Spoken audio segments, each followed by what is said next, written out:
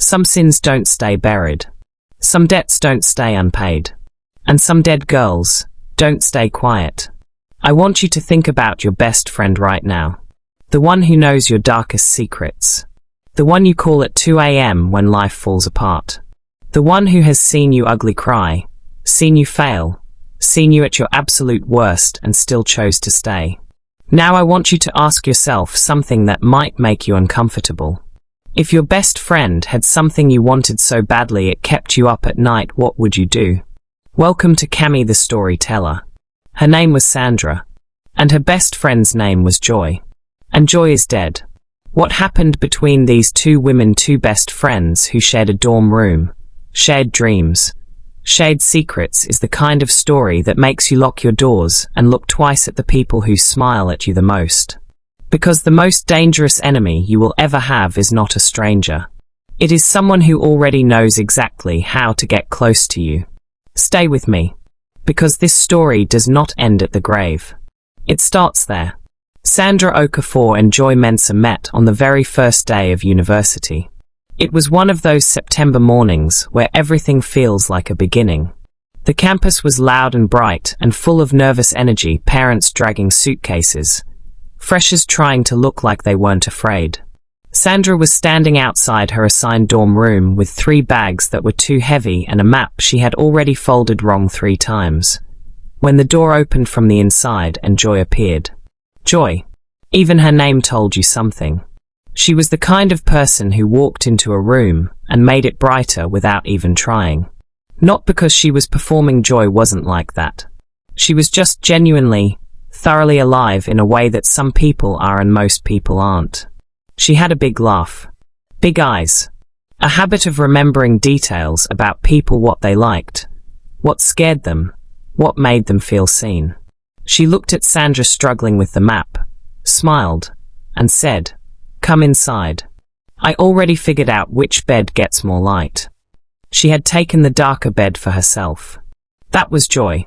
That one small act, giving the better bed to a stranger, told you everything about who she was. Sandra, for her part, was different. Not worse, just different. She was quieter, more careful with her words. Where Joy moved through the world with ease, Sandra watched first and moved second. She was smart, very smart, and underneath that careful surface was an ambition that burned low and constant, like a coal that never goes out. They became inseparable within 2 weeks. The kind of friendship that forms fast because both people recognize something in the other that they need. Joy gave Sandra warmth, spontaneity, a social life she never would have had on her own. Sandra gave Joy steadiness, focus, someone who actually listened when the world got too loud. 4 years passed. 4 years of shared meals and late-night studying and crying over grades and cheering at graduations, and all the in-between moments that make up a real friendship. They graduated together, business administration, both of them. They moved to Lagos together. They got jobs in the same general area of the city, different companies, but close enough that they still saw each other almost every day. And then, in their second year after university, 2 things happened at almost exactly the same time. Joy met Daniel, and Sandra fell in love with him first. Daniel Adeyemi was 31 years old, an architect who had just started his own small firm. He was not the most handsome man in any room he walked into, but he had something that handsome men often don't have. He actually paid attention to the person in front of him. Sandra met him first. At a networking event she almost didn't attend. She had been tired, had nearly gone home, but Joy had pushed her to go. There is a terrible irony in that. She and Daniel spoke for almost an hour that evening. He asked her about her work, her plans, her opinions on things that mattered. She felt something she had not felt in a very long time, like she was being truly seen. She gave him her number before she left. He said he would call. He did not call. Not because he was a bad man. Not because the conversation had been fake. But because 2 weeks later, Joy came with Sandra to a small dinner gathering. One of those casual things where a group of people end up in someone's sitting room with takeaway food and too much laughter, and Daniel was there. He saw Joy walk in, and something shifted in his face. Sandra noticed it. She noticed it the way you notice a small cut on your finger. Tiny, but somehow you can't stop feeling it. By the end of that evening, Daniel and Joy were sitting in the corner of the room, talking like the rest of the world had gone quiet. Sandra sat across the room and watched. She smiled when anyone looked at her. She laughed when it was appropriate. Inside, something small and dark was beginning to grow. She told herself it was nothing. She told herself she was happy for Joy. Joy, after all, had never known about the hour-long conversation, never known Sandra had given Daniel her number, never known she had gone home that night and thought about him before she slept. Joy was innocent.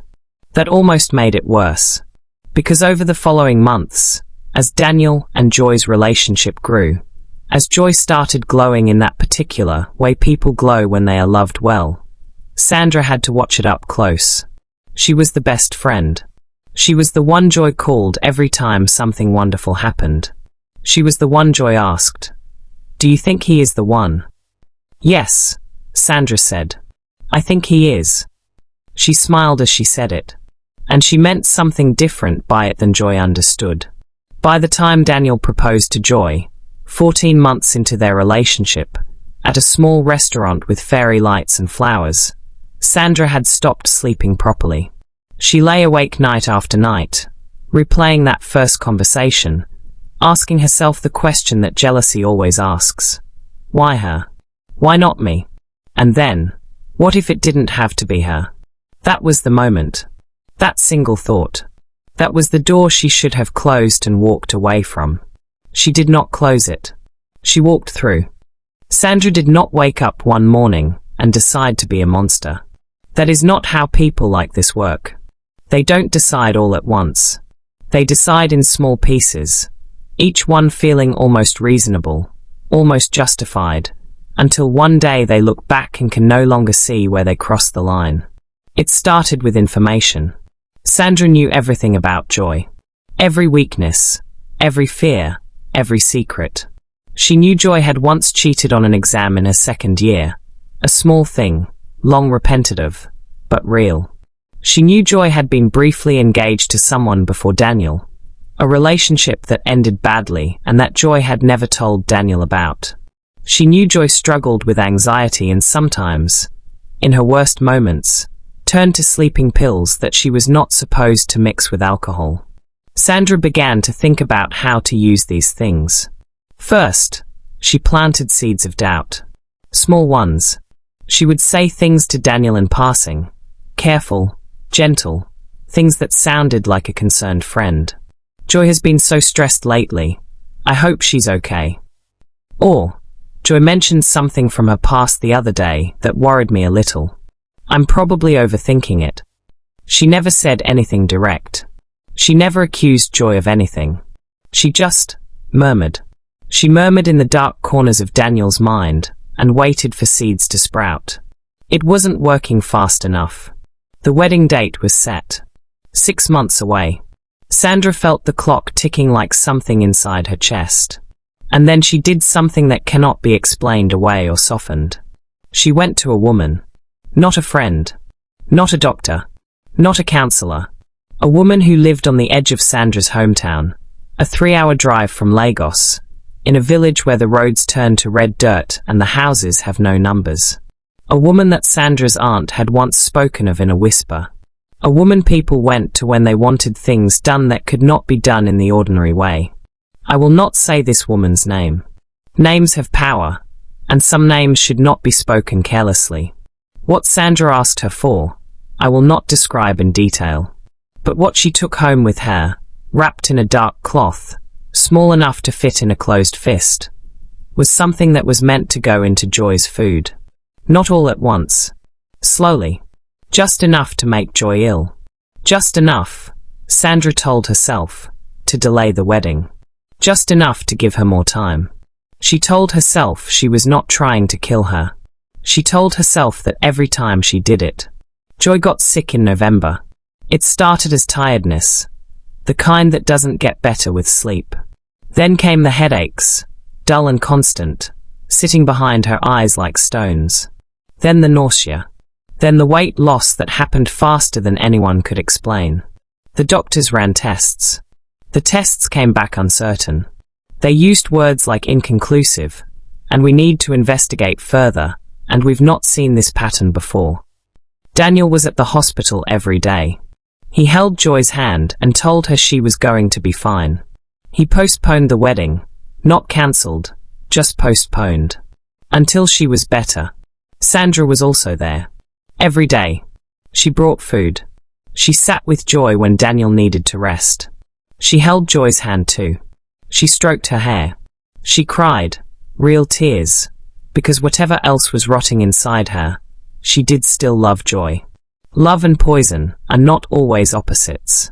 Sometimes they live in the same person at the same time, and that is perhaps the most terrifying thing about human beings.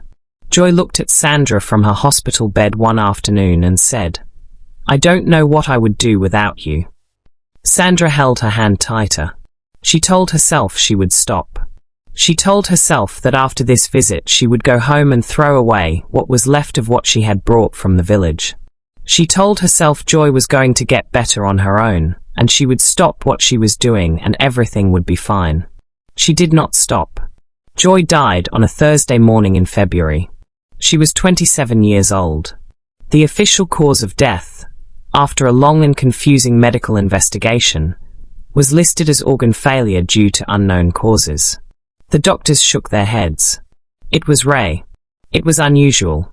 These things happen sometimes, they said, and nobody really knows why. Sandra stood at Joy's funeral in a black dress and wept. The tears were real. She wept for her friend. She wept because she had done this. She wept because part of her, the small, dark, burning part, felt something else underneath the grief that she could not look at directly. Relief. Grief does strange things to people. Daniel's grief was enormous and honest. He disappeared for 2 months after Joy died, barely left his flat, barely answered his phone. His friends worried. His family worried. Sandra was patient. She called him. Not too much, just enough. She sent food. She left voice messages that were warm but not pressuring. She gave him space but made sure he knew she was there. When he finally started to resurface, blinking and broken like someone coming out of a long dark tunnel, Sandra was standing right at the entrance. She was, after all, the person who had loved Joy most, second only to him. She was the safest person in the world to grieve with. She understood. She was there. Grief, when it is shared between two people who both love the same person, can turn into something else without anyone choosing it. Not immediately. Not obviously. But slowly. 12 months after Joy's death, Daniel and Sandra had dinner alone for the first time. 18 months after Joy's death, they were together. And 2.5 years after Joy's funeral, Sandra Okafor stood in front of a mirror in a white wedding dress. She looked at her reflection for a long time. She told herself she had earned this. She told herself Joy would have wanted her to be happy. She told herself it was all in the past and the past could not touch her. The mirror flickered. Just once. Just for a second. Like the light in the room had stuttered. Sandra blinked and it was fine. The mirror was just a mirror. The light was just a light. She told herself it was nothing. That was the last day Sandra Okafor felt safe. It started with sounds. The third night after the wedding, Sandra woke up at exactly 3:17 a.m. She knew the time because she looked at the clock, the way you do when something pulls you out of sleep so completely that you need to know where you are in the night. The room was dark. Daniel was sleeping beside her, breathing slowly, and from somewhere in the flat, she couldn't tell exactly where, she could hear someone humming. Soft. Low. A song she knew. It was a song Joy used to hum when she was thinking. A habit she had since they were in university. Sandra had heard it 1,000 times across 4 years of sharing a room. She would have known it anywhere. She sat up in bed. The humming stopped. Sandra told herself she had been dreaming. She lay back down. She did not sleep again. The following week, she was washing dishes alone in the kitchen when she felt something. A presence. Not a person. There was nobody there. But the specific feeling of being watched, standing just behind your left shoulder. She spun around. The kitchen was empty. But on the kitchen window, in the light steam that had formed from the hot water, there were marks. 4 of them. Like fingers had been dragged slowly across the glass from the inside. Sandra stood there for a very long time. Then she wiped the glass clean and told Daniel the kitchen window needed replacing because there was a draft. She said nothing about the marks. But at night, when Daniel was asleep, Sandra lay on her side and stared at the wall and thought about Joy. About the hospital. About the things she had put in the food. About the way Joy had looked at her from the hospital bed and said, "I don't know what I would do without you." The guilt, which she had buried under 2.5 years of performance and justification and careful living, was beginning to push through the surface. Like something buried in the ground that had roots. Like a thing that had been growing in the dark. Then came the photographs. Sandra kept her old university photos in a box in the top of the bedroom cupboard. She had not looked at them in years. One morning she came home from work to find the box on the bed, open. She did not remember taking it down. She had no memory of touching it. Inside, on the very top of the pile, was a photo she had never seen before. It was her and Joy. University dorm room. They were laughing at something, their heads tilted toward each other the way close friends do. Sandra remembered the day clearly. But in this photo, Joy was not looking at the camera. Joy was looking directly at Sandra. And her expression was not laughing. Sandra dropped the photo. She picked it up and looked again. In this version, the correct version, the one she remembered, Joy was laughing, looking forward. She told herself her eyes were playing tricks. She told herself a lot of things. 3 months into the marriage, Sandra started seeing her. Not always clearly. Not always for long. But enough. The first time, Sandra was in the bathroom mirror, brushing her teeth late at night. She looked up and in the mirror, behind her own reflection, Joy was standing in the doorway. Sandra spun around. The doorway was empty. She turned back to the mirror. Joy was still there. In the mirror. Not in the room. In the mirror only. She looked exactly as she had in life.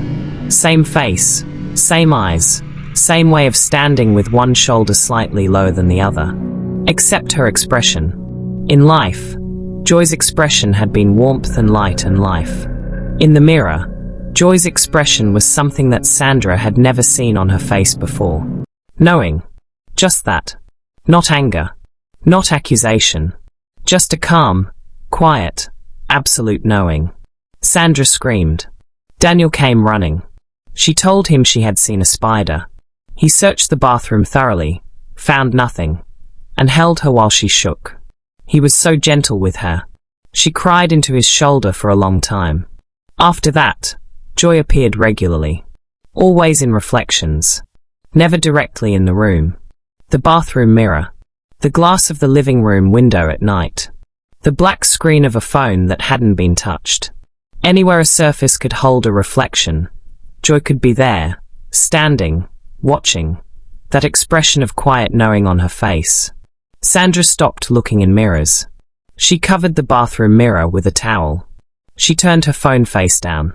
She drew the curtains before the sun went down so the window couldn't reflect the room back at her at night.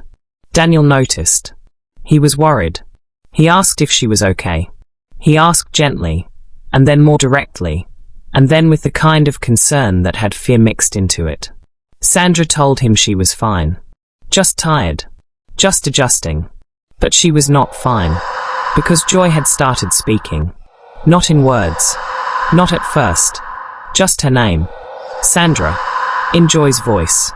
That voice Sandra had known for years. Warm and clear. Now coming from nowhere and everywhere at once. Always when Sandra was alone. Always when the flat was quiet. Sandra. Over and over. Like a bell that will not stop ringing. A person can only carry so much before they begin to break. Sandra stopped eating properly. She lost weight. She developed dark circles under her eyes from the sleeping that never came. She startled at small sounds, a door closing, a phone ringing, her own name spoken by a living person. She jumped at shadows. She flinched at mirrors. Daniel took her to a doctor. The doctor spoke about anxiety and stress and prescribed things that didn't help. He took her to a therapist. The therapist spoke about grief and guilt and unresolved trauma. She was, after all, a woman who had lost her best friend. Of course she was struggling. Of course the mind was doing strange things. The therapist did not know what Sandra knew. But something had shifted.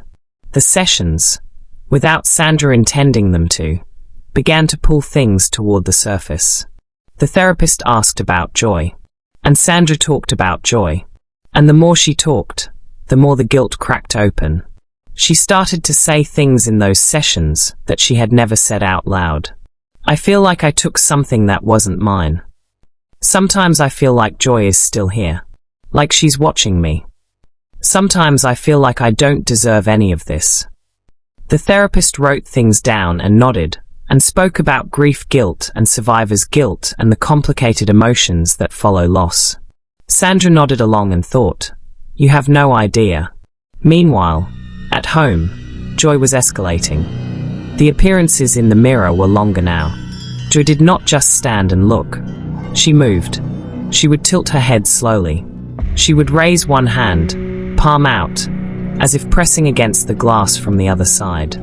Once, Sandra looked into the bathroom mirror and Joy opened her mouth. No sound came out, but Sandra could read what she was saying. 2 words.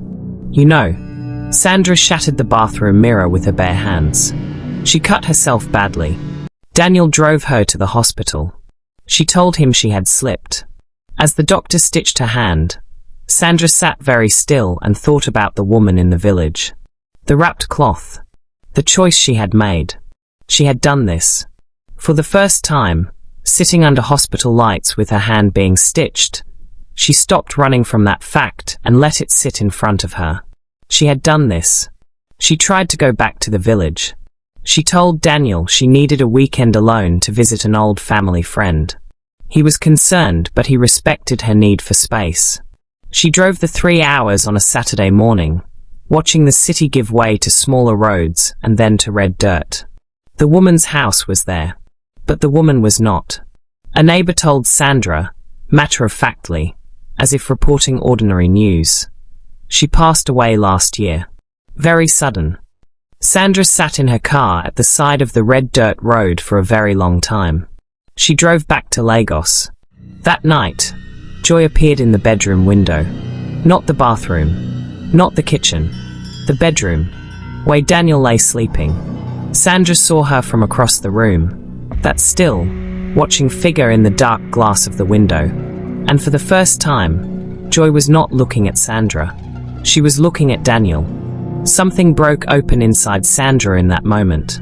She got out of bed. She went to the kitchen. She sat at the table in the dark. And she began to speak. Out loud. To the empty room. To Joy. "I know you can hear me," she said. Her voice was shaking. "I know you know. I know you have always known." The kitchen was very still. "I'm sorry." Her voice broke. "I am sorry. There is nothing I can say that is enough. I know that. I know it wasn't an accident. I know I can't take it back. I know what I did." She was crying now.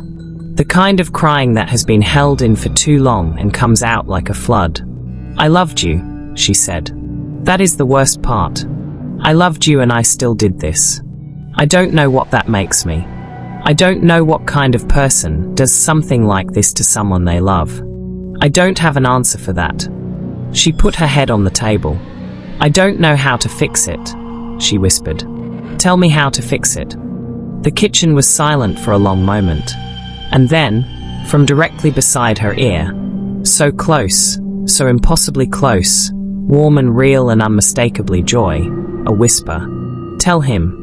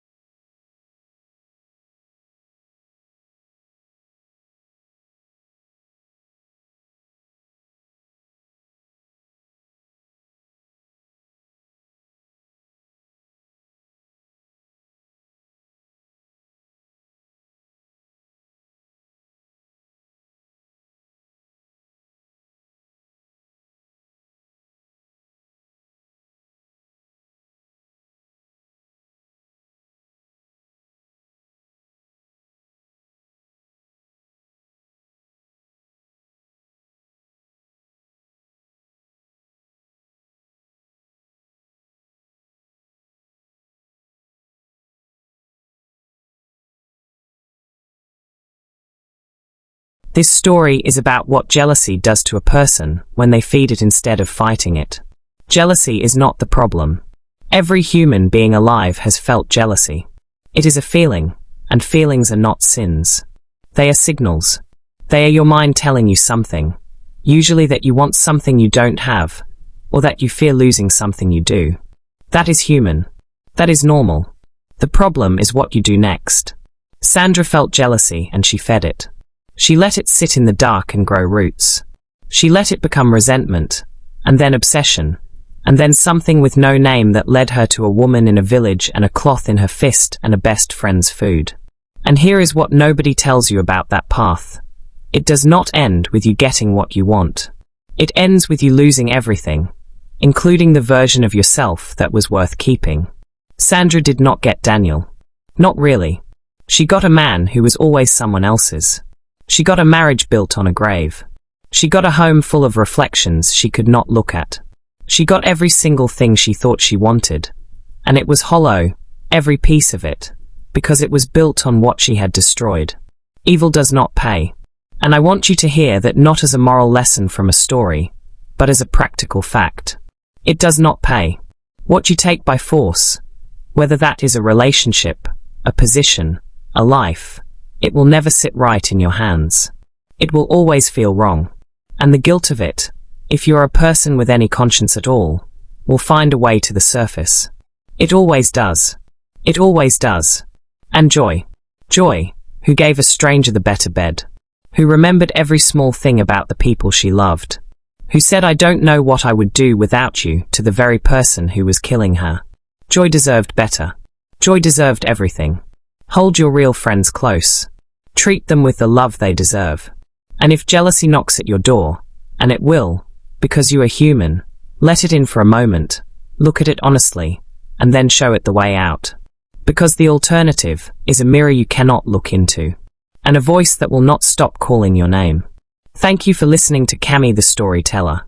If this story stayed with you, if it made you think, made you feel, made you hold someone a little tighter tonight, please don't forget to like and subscribe for more interesting stories.